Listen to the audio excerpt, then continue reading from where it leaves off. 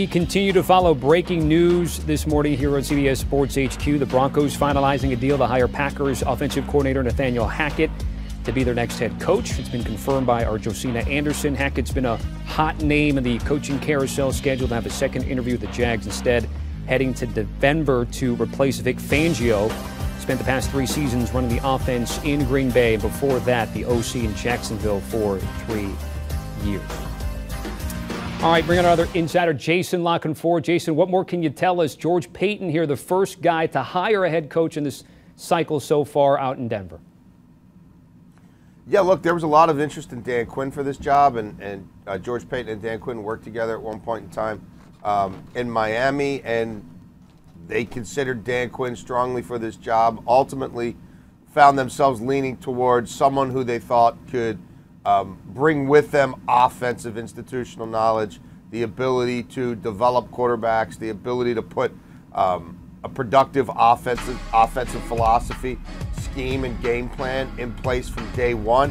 And Nathaniel Hackett carried the day for them. He spent about 10 hours with the team. George Paton interviewed 11 candidates across 8 states, put up about 10,000 air miles through this process. It was pretty meticulous. They were sitting there late last night.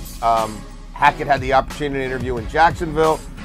They've done a lot of work and really like Kevin O'Connell of the Rams, and there was consideration given to waiting through the weekend, because come Monday you could interview O'Connell again, whether the Rams go to the Super Bowl or whether their season ends. And then they were also considering Dan Quinn. Those were the finalists. Ultimately, with Hackett having a chance to go to Jacksonville and maybe seal the deal there where he coached previously, the Broncos decided it was time to start negotiating and to make this happen.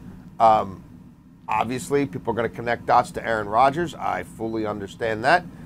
The Broncos have to get it right, not just at the coach position, but boy, they got to figure out quarterback as well. And whether it is Aaron Rodgers or not, you hit upon that, because it's a great football town. They haven't been back to the playoffs since winning it with Peyton Manning in Super Bowl 50. They've tried a few different things. So what do you think the approach will be if they do not get Aaron Rodgers? Well, if they don't get Aaron Rodgers, let's be real about the modes to upgrade beyond what they've been dealing with there. It's not great.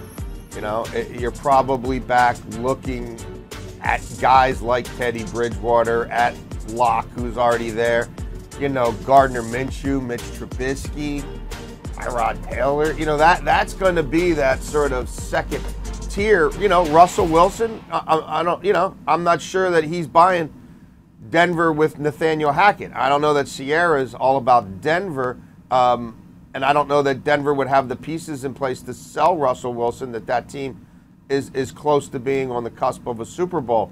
You know, so you just kind of start going through the names. There's not a whole lot there. So they may need another caretaker quarterback, depending on what Hackett likes, if they can't get Aaron Rodgers.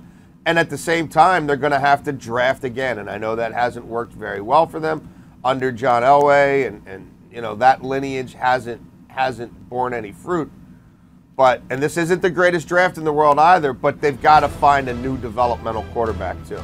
Second year in a row, they'll have a top 10 pick. Last year at number 9, took Patrick Surtain in a position once again at number 9 after a 7-10 campaign. On the flip side, Jason, how does this complicate things for Matt LaFleur? Are they looking to promote from within? What do you think out in Lambeau they're doing right now?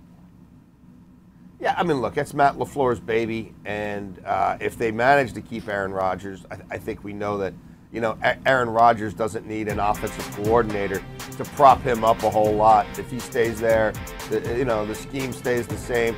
Look, they're going to promote the quarterback coach either way. If he doesn't go with Hackett, you know, that's going to be something to keep an eye on. But it's this sort of scheme and what this Shanahan-McVay family tree has going on right now, that's clearly resonating with owners. It has been in the past hiring cycles. You look at 6 of the 8 final teams there with young offensive coaches. They're all from that family tree. It was only a matter of time before more got hired. We see that with Hackett here, who's under LaFleur, and LaFleur obviously has been tied to these Shanahan and McVay in the past. And now we'll see what other dominoes fall, because some of these teams that have coaching openings are still waiting to get another audience with some of the coaches who are still in the playoffs, and just look at the Final Four teams. That McVay, that McVay Shanahan thing with a Zach Taylor is still very real. Yep, it's still very real. And for McVay, he went all in and got his guy Matthew Stafford. Do you want a sports network that delivers everything that matters about the game? The highlights, the picks, the instant analysis, no yelling, no fake debates, no politics. Hit the subscribe button and never miss a moment.